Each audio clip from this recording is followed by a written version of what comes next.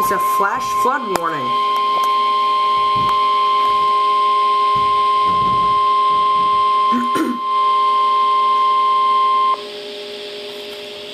The National Weather Service in Upton, New York has issued a flash flood warning for Fairfield County in southern Connecticut, Middlesex County in southern Connecticut, New Haven County in southern Connecticut, western New London County in southern Connecticut, until 11:15 p.m.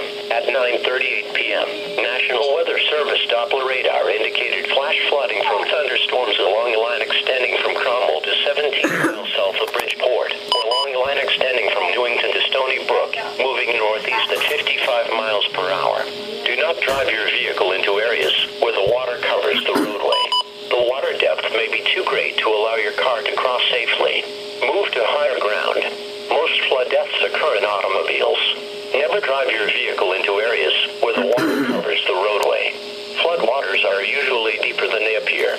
Just 1 foot of flowing water is powerful enough to sweep vehicles off the road. When encountering flooded roads, make the smart choice.